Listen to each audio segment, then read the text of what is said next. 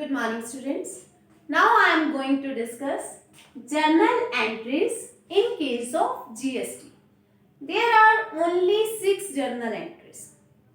First is when you purchase goods. So purchases account debit. If you purchase any fixed asset like machinery, plant, then fixed asset account debit. And if you paid any expense like rent, discount, salary, then expense account debit. Means goods, assets and expenses. As you all know, these all have debit balances. So these all can be debited according to question. And in all these three, input CGST account debit, input SGST account debit to bank account. If goods are purchased on credit basis, then creditor's account will be there. Name of the person will be here. Listen students, as I told you earlier that cash discount is the tail of cash. So now I want to tell you that GST is the tail of purchase, fixed asset and expenses. GST is not the tail of bank. So with bank we can never write GST. Always GST will be written with other item. So if purchase of goods is there, purchase account debit. Fixed assets are there, so fixed asset account debit. Expenses are there, then expenses account debit. Input CGST account debit. Input SGST account debit. If goods purchased on cash, then to bank account or creditor's account if credit purchase is there. Similarly, if goods are returned by the customer, then what will be the entry? Creditor's account debit. Previously it was credited, now it will be debited. To purchase return account. So same GST will be placed. Means input CGST account and input SGST account. Third entry regarding sale.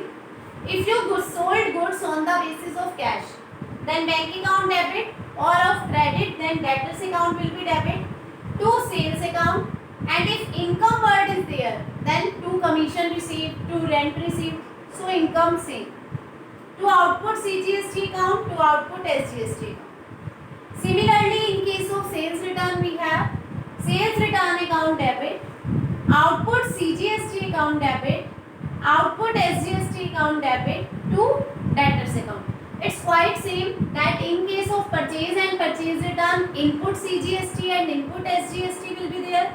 And in case of sale return and sale, output CGST and output SGST will be there. So at last, if drawings in the form of goods, free sample in the form of goods, or loss by fire, loss by theft, all these will be debited to purchase account because goods are decreasing. So input CGST and input SGST will be there. So these all are the journal entries which comes in the chapter GST.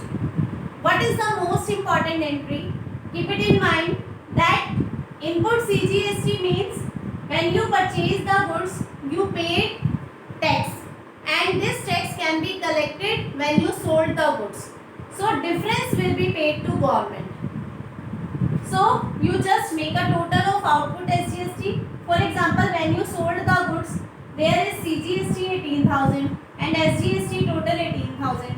And on all the purchase and purchase return drawings, all their total of input CGST will 16,800 and total of input SGST will 16. So difference will be adjusted in bank account. This difference should be paid to government. Some students has a doubt, ma'am, if input CGST or if input SGST will be more, then no problem. In that case, for example, they are 20,000. They are 20,000. So you can adjust only 18,000. You can adjust only 18,000.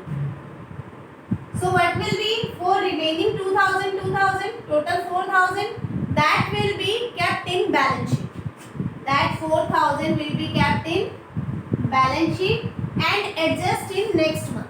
That input CGST and SGST will be adjusted in next month when you again purchase the goods. So keep it in mind that only CGST and SGST will be covered till the limit of output CGST. After that, it will be transferred to balance sheet.